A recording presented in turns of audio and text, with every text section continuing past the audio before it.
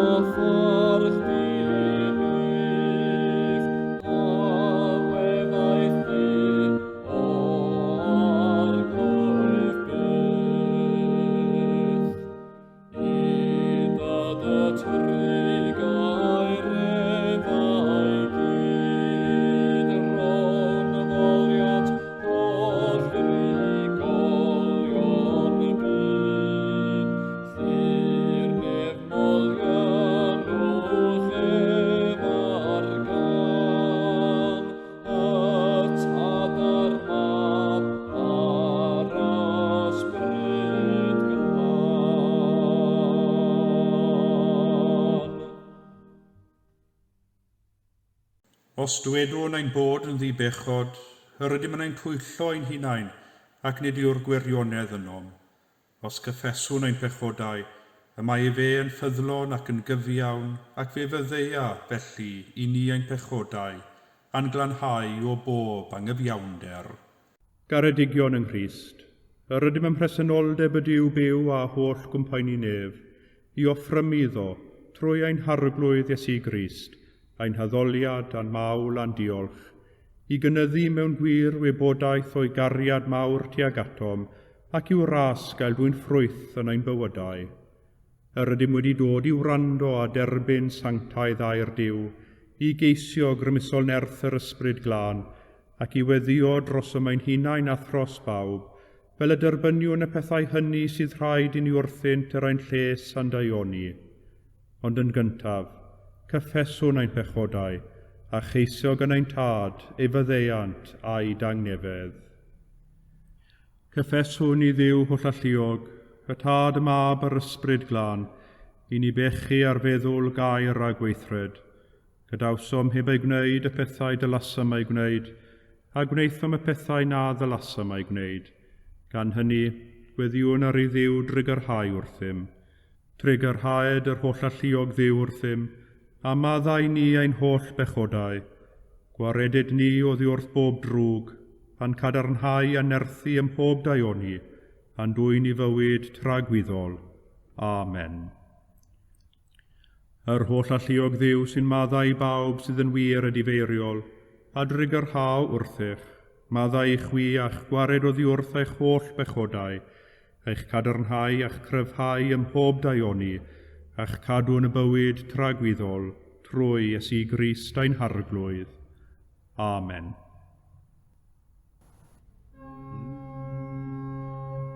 Arglwydd ag orau'n wefusau, an genau a fynegad y foliant. Dyw brosiau'n canorffwyo, arglwydd praserau'n camorf. Gwogoniant i'r tad ac i'r mab ac i'r ysbryd glon. Megis yr oedd yn y dechrau, y mae'r awr hon ac a bydd yn wastad, yn oes oes oedd.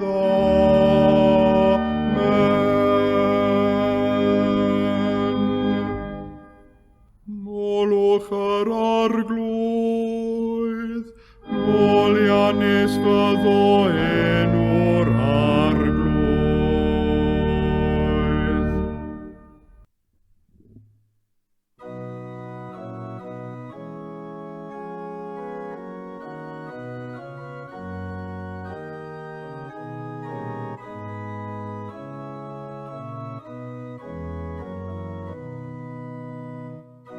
Clywch hyn yr holl bobloedd, gwrandewch hyn holl drigolion y byd, yn gystal gwreng a bonhefig, cyfoethog a thlawd ynghyd. Fy ngenau a draethad o'ch hyneb, am y fyrdod fy nghalon fydd am deall, Gostyna fy nghlys at fi hareb, fy nameg a fatgyddi a fy gydar delyn. Paham yr ofna fy amser adfyd, pan ymhangylch yno anwiref y sodlau, rhai a ymddiriedant ynnau golyd, ac am frostiant yn llio sgrwyf eu cyfoeth. Gan waredu ni wared neb ei frawd, ac ni a llefero fi iawn drosto i Dduw. Canis gwerthfawr yw pryniaid ei henaid, a hynny a baid byth. Gogoniant i'r tad ac i'r mab, ac i'r ysbryd glân, megis yr oedd yn y dechrau, a mae'r awr hon ac y bydd yn wastad, yn oes oes oedd. Amen.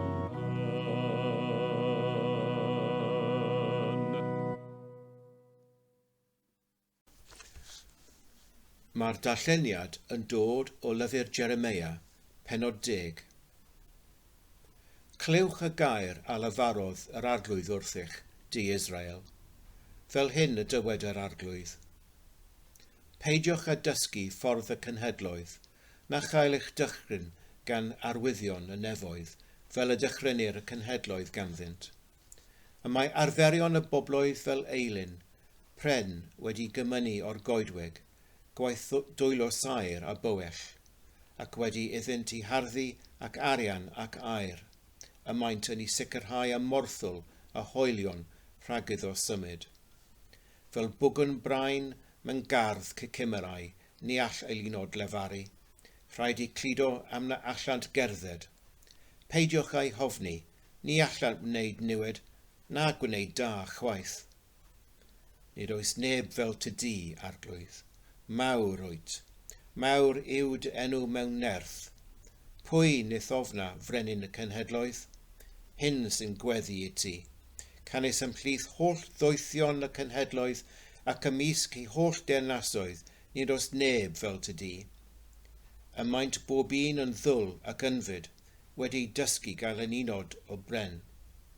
Dygir arian ger o Tarsus ac air o Uffas, gwaith y sair a'i ddwylo eirich, a'i gwisg o ddefnydd fioled a phorffor, gwaith crefftwyr y Duw i gyd. Ond yr arglwydd yw'r gwir Dduw. Ef yw'r Duw byw ar brenin y tragwyddol. Mae'r ddeiar yn crynu rhag I lyd, ac ni all y cenhedloedd ddioddef I ddicter. Dyma derfyn y darlleniad.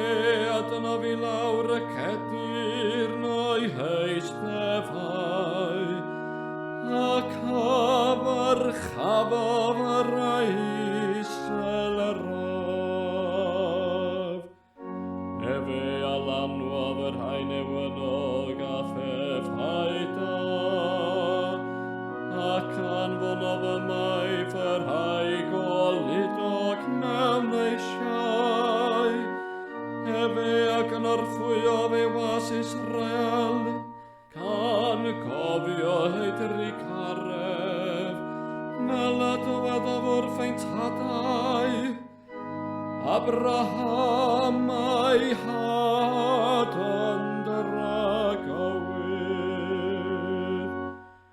gogoniant i'r tad ac i'r mab, ac i'r ysbryd glan, megis roedd yn y dechrau, a mae'r awr hon ac y bydd yn wastad, yn oes, oes, oes, amen.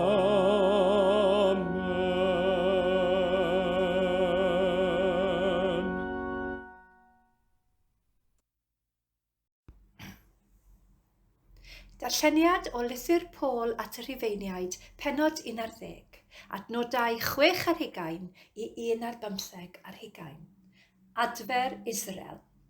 Pan ddigwyddodd hynny, caiff Israel I gyd ei hachub. Fel y mae'n ysgrifenedig, daw'r gwaredydd o Seion a throi pob aniwioldeb oddi wrth Jacob. A dyma'r cyfamod a wnaf I a hwy pan gyferaf y maith ei pechodau. O safbwynt yr Efengil, gelynion Duw ydynt, ond y mae hynny'n fantais I chwi. O safbwynt ei hethol gan Dduw, y maent yn annwyl ganddo, ond y maent felly o achos y tadau. Oherwydd nid oes tynnu nôl ar roddion graslon Duw a'i alwad ef. Buwch chwi unwaith yn anifydd I Dduw, ond yn awr, yn ateb i'w hanufuddod hwy, yr ydych wedi cael trigareth. Yn yr un modd yn ateb i'r trigaredd a gawsoch chwi, y mae'n hwy hefyd wedi anifuddhau yn awr, fel mae derbyn trigaredd a wna'n twythau yn awr. Y mae Duw wedi cloi pawb yng ngharchar anifuddod, mwyn gwneud pawb yn wrthrychau ei trigaredd. O ddyfnder cyfoeth Duw a'i ddoesineb a'i wybodaeth, môr anchwiliadwy ei farnedigaethau, môr anolreiniadwy ei ffyrdd, oherwydd pwy adnabu feddwl yr arglwydd, pwy a fi'n gynghorwr iddo ef, pwy a chybod y blaen arno ar hos i gael rhos yn ôl ganddo. Oherwydd ef yw ffynhonnell, cyfrwng a diben pob peth, iddo ef y bwr gogoniant am byth. Amen.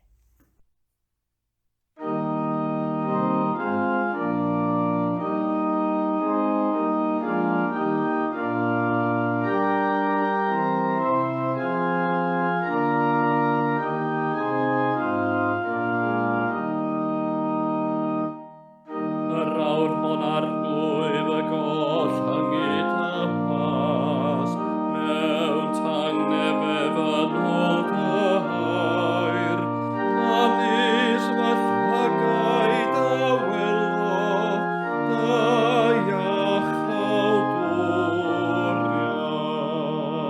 wriaeth. Yr hon a paratoes, ger bron wyneb yr holl pobl, i fod yn oleuni oleuo'r cenhedloedd, ac yn ogoniant i bobl Israel. Gogoniant i'r tad ac i'r mab, ac i'r ysbryd glân, megis yr oedd yn y dechrau, y mae'r awr hon ac y bydd yn wastad, yn oes oesoedd. Amen.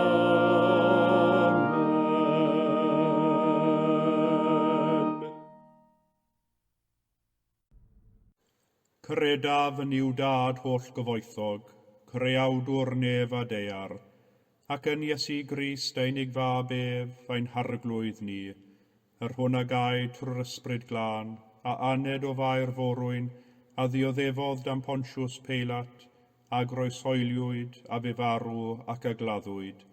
Disgynnodd uffern, y trydydd dydd y cyfododd o feirw, a esgynnodd i'r nefoedd, ac y mae'n eistedd ar ddeheilawd i'w dad holl gyfoethog, o ddiynod aw i farnu'r byw ar meirw. Credaf yn yr ysbryd glân, yr eglwys lân gatholig, cymyn y saint, myddeiant pechodau, at gyfodiad y corff, a'r bywyd tragwyddol. Amen. Ar arglwydd a bo gyda chwi, a chydath ysbrydithau gweddiwn. Arglwydd drigar awr ddim, Christ drigar awr ddim, arglwydd drigar awr ddim. Oen tad, yr hwnnwyd yn y nefoedd, sanctaidd i'r enw, deled y dair nas, gwneler dewyllus, megis yn y neb, felly ar y ddaiar hefyd. Daroi ni heddiw ein barab ein addiol, a maddau ni ein dyledion, fel y maddaiwn in ein dyledwyr, ac nac arwain ni brofedigaeth, aeth i'r gware rhag drwg. Amen.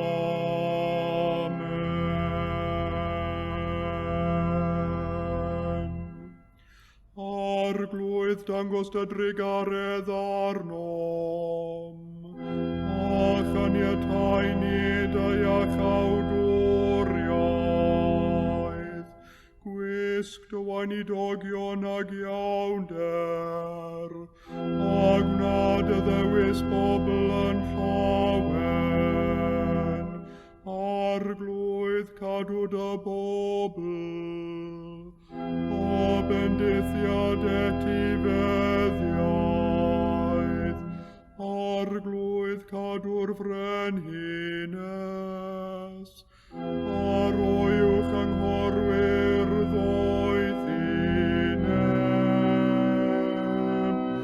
arglwydd dyrod angnefedd yn ein dyddiau, ac amddiffyn i byth yn erthol, Duw glanhau'n calonau, ac adnewad ysbryd yn iawn o'n mewn. O arglwydd erfyniwn fodith dosturi gwastadol anhau ac amddiffyn dy eglwys, a chanall i barhau mewn diogelwch heb dynodded di, cadw hi byth trwy dy gymorth a thaioni, trwy Iesu Grist ein harglwydd. Amen.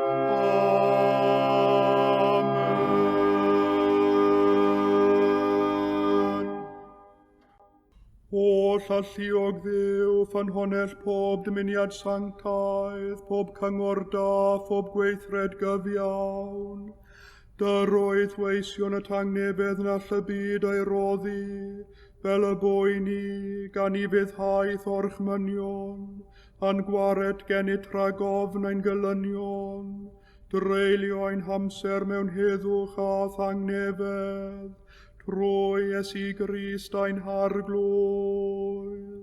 Amen.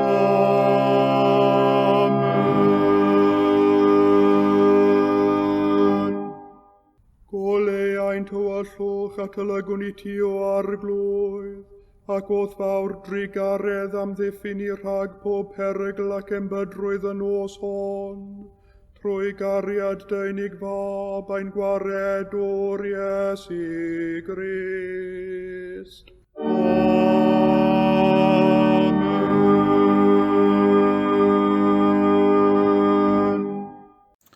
Gadewch i ni weddio dros holl eglwys Crist, a thros bawb yn ôl a'i hangen.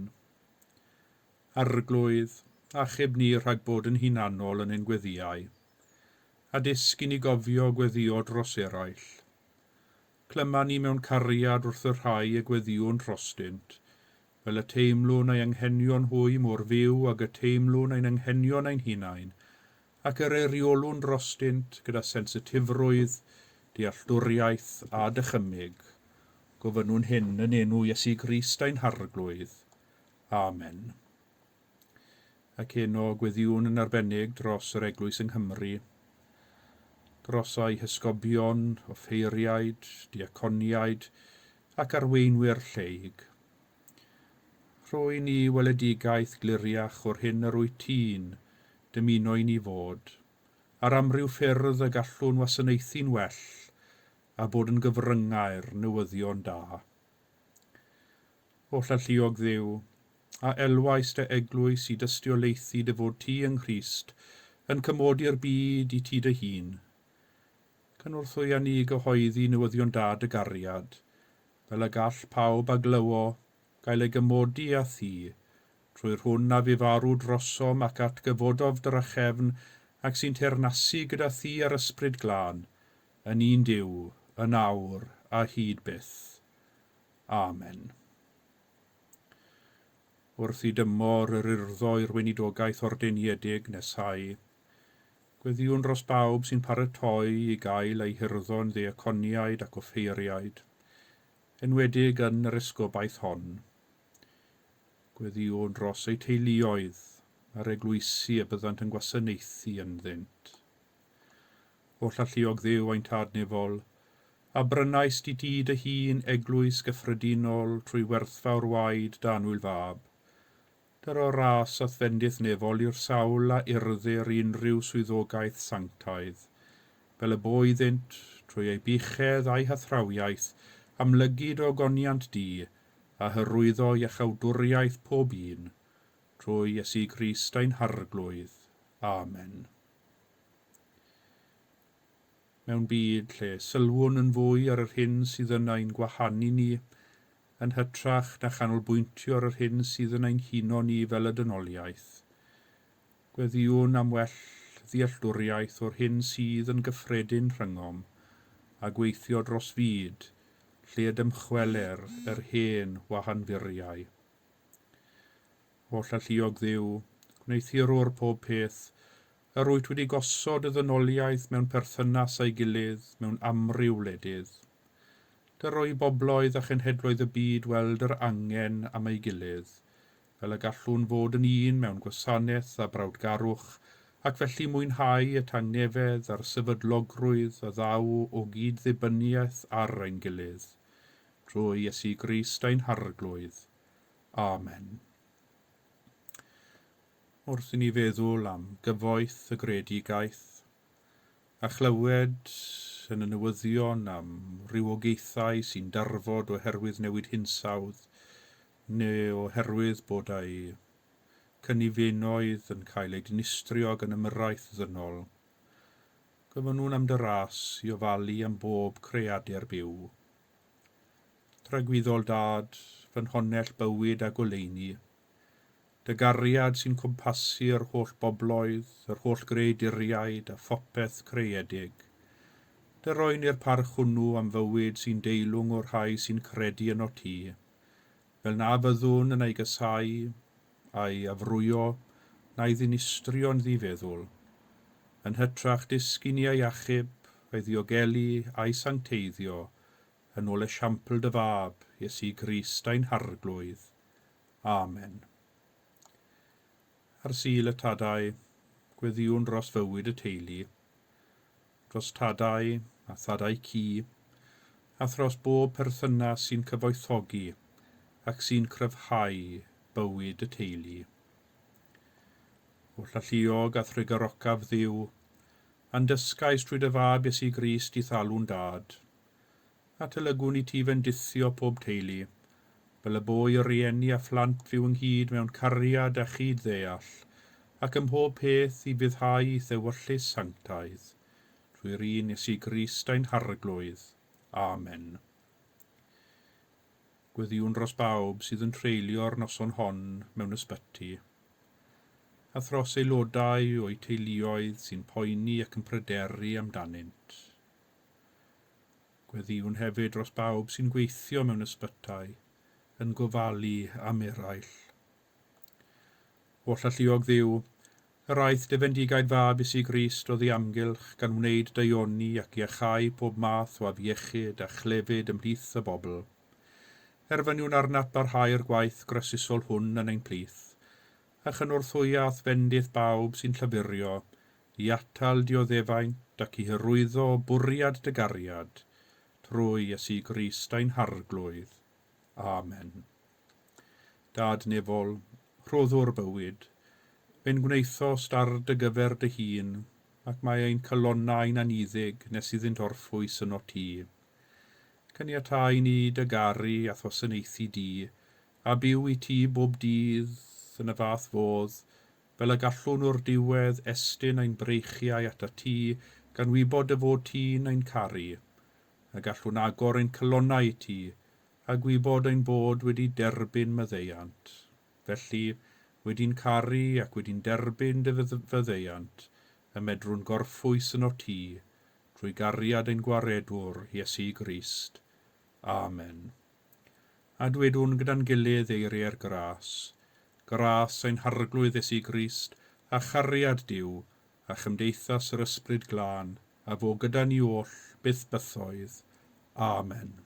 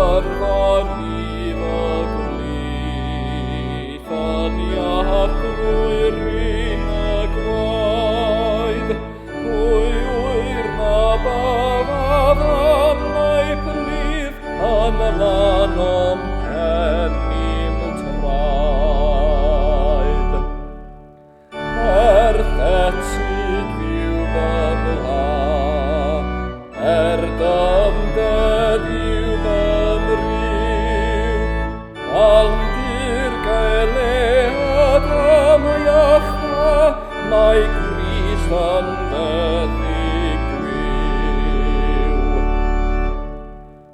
Dan bwysau o gyrwyf di, edrychaf ti ar groes, ethif o flaen am rannwr ci, am feidriol iawn ar oes. Ein nabod efo'n iawn, yw'r bywyd llawn o hef, a gweld ei achawdwriaeth iawn sydd yn dragwydd o lyfledd.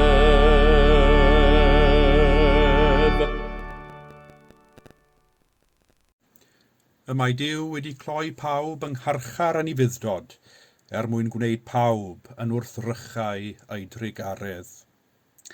Y drydydd adnod ar 10 o'r unfed bennod ar 10 o epistol Paul at yr Ifeiniaid. Da ni'n dod heno at ddiwedd yr unfed bennod ar 10 o epistol Paul. Mae'r 9fed bennod hyd at yr unfed bennod ar 10 yn creu un uned fach ond dwys yng nghanol yr epistol. Yn y penodau hyn mae Paul yn dadlau gyda'i gyd Iddewon ynglŷn â phwy sy'n gadwedig, a lle yr Iddewon a'r cenedl ddynion yng nghynllun mawr Duw. Nid yw'r penodau hyn yn hawdd. Mae Paul yn dadlau'n frwd ac yn galed, yn defnyddio delweddau o'r Hen Testament i ddangos bod gan Dduw yr hawl i alw pwy bynnag y dymunau, i ethol pwy bynnag a'i ddymunau, ac nid yw enedigaeth fraint yn golygu rhyw lawer yng ngolwg Duw. Fel crochennydd, y mae gan Dduw yr hawl i wneud fel y myno ar telpyn clai, a ffurfio ohono lestri yn ôl ei ddewis. Rhai, os ymyn i fod yn wrthrychau digofaint, ac eraill yn wrthrychau trigaredd. Yn bennaf oll, y mae dadl Paul yn ymwneud â sofraniaeth Duw dros bob peth a phob dyn, ac nid dyn sy'n cael dweud wrth Dduw sut y dylai ddewis, neu dweud wrtho pwy sy'n rhan o'r eglwys neu beidio. Ac mae dadl Paul yn ymateb i ddadl frwd oedd yn yr eglwys fore yng nghyfnod Paul. Rhwng y Cristionogion hynny oedd yn dod o gefndir Iddewig a'r rheini oedd yn dod o blith y cenedl ddynion.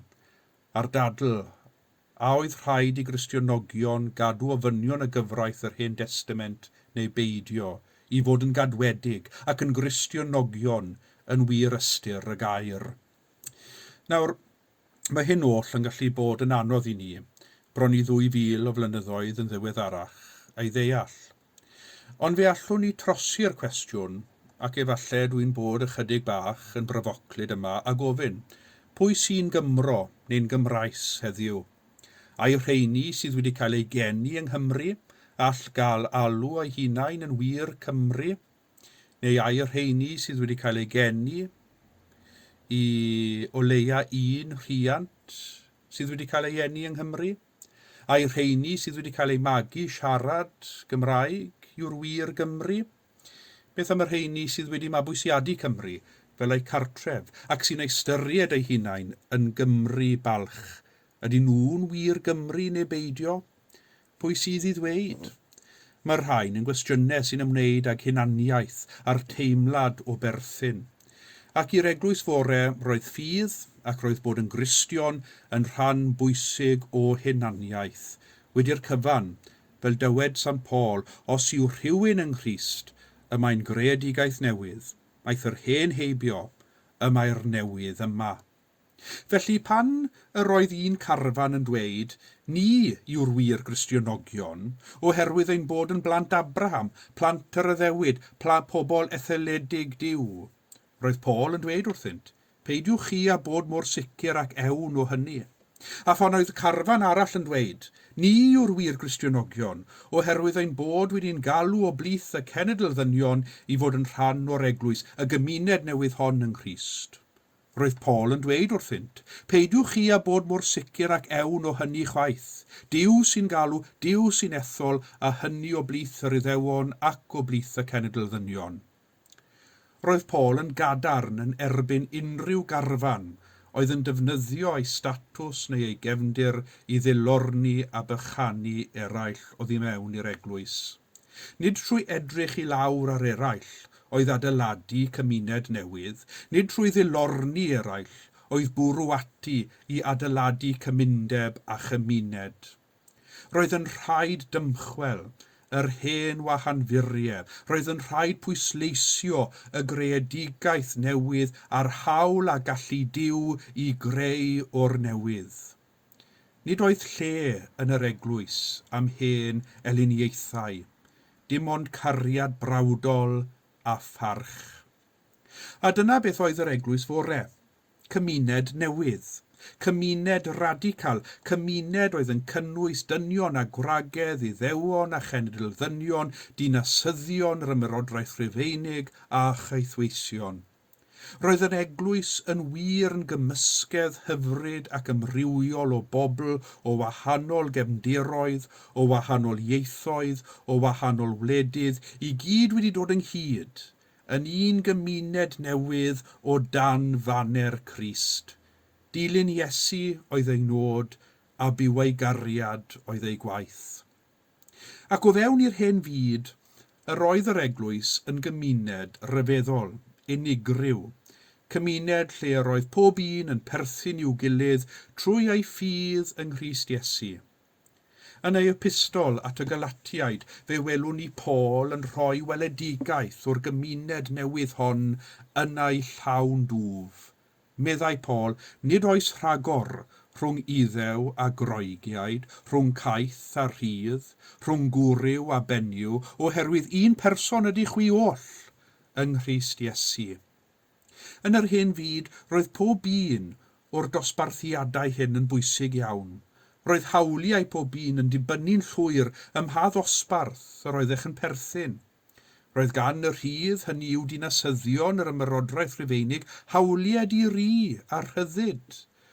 Ond roedd gan y caethweision ddim rhyddid o gwbl. Eiddo ei meistri oeddent.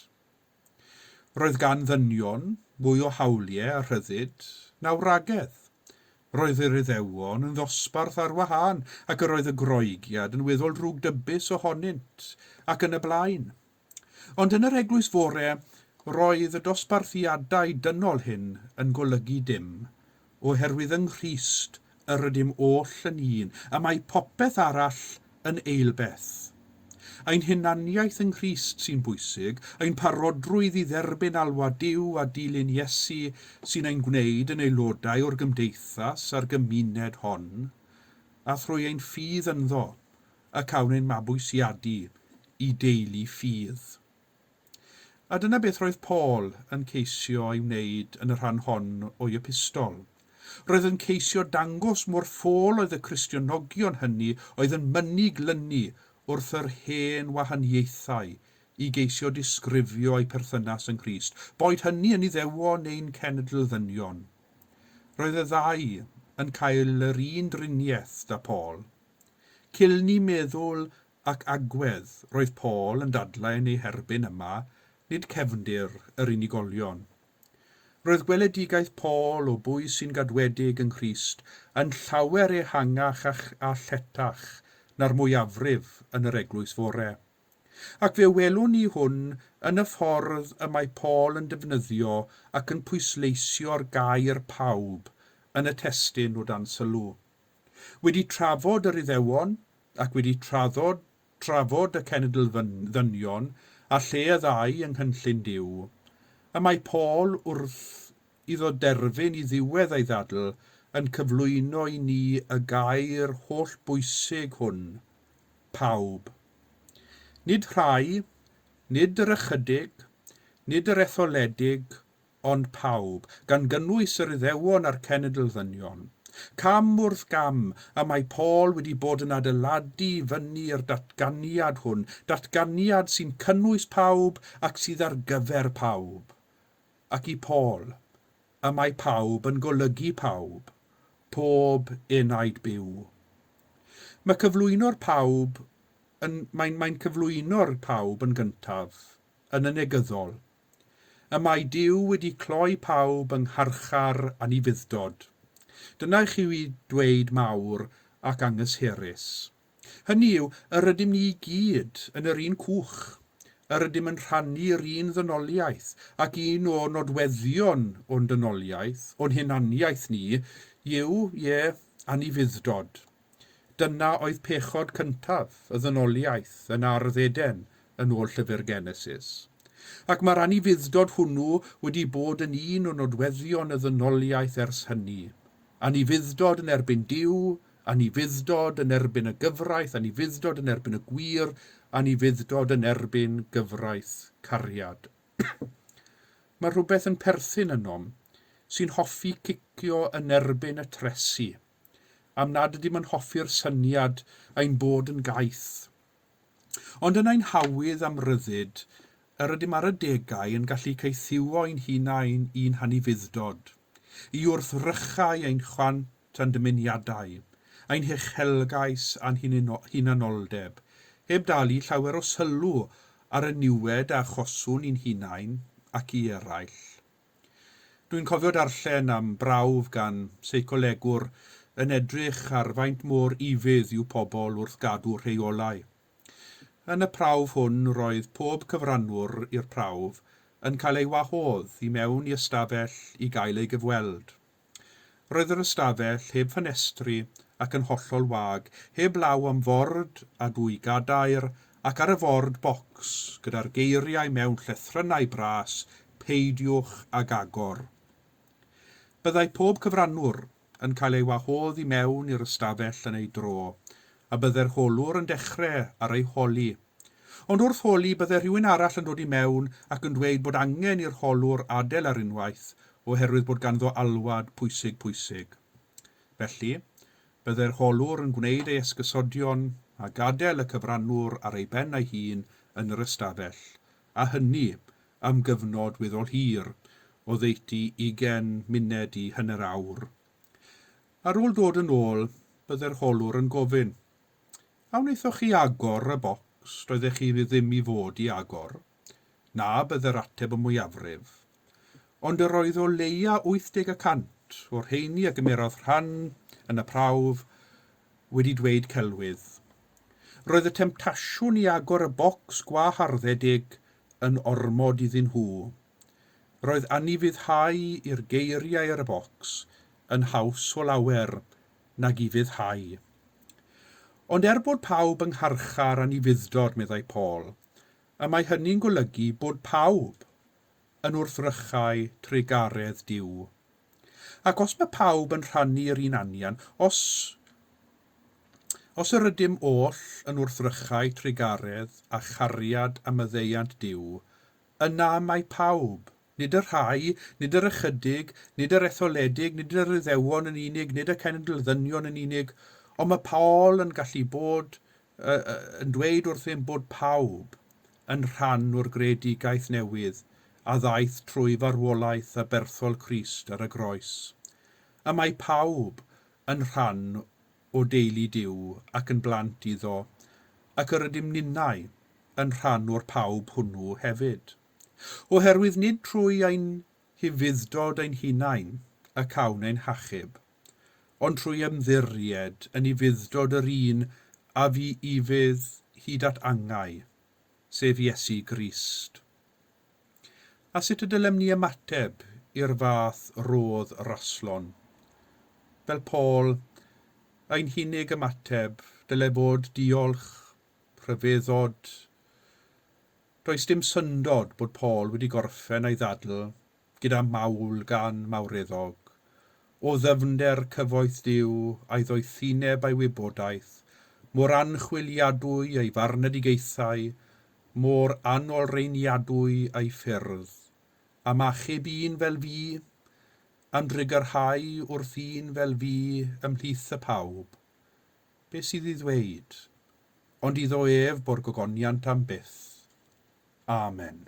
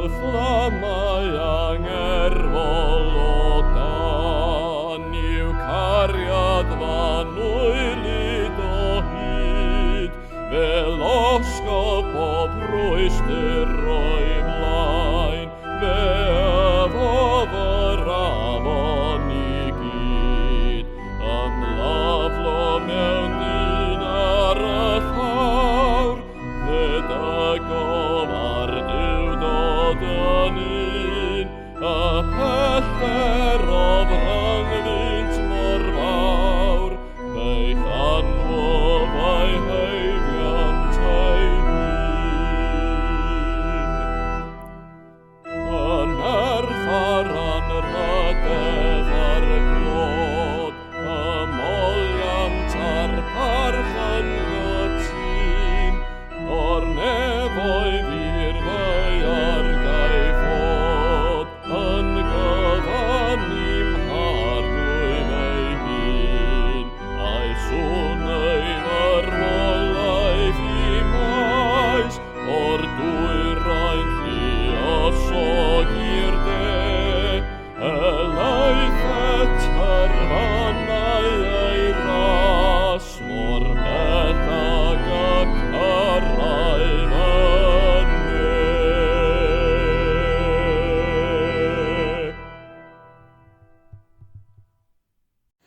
Gweddiwn am fendith Duw. Tangnefedd Duw, yr hwn sydd uwchlaw pob deall, a gadwa eich colonnau a'ch meddyliau yng ngwybodaeth a chariad Duw a'i fab Iesu Grist ein harglwydd. A bendith Duw holl alluog, y tad y mab a'r ysbryd glân, a fôn eich plith ac a drygo gyda chwi yn wastad. Amen.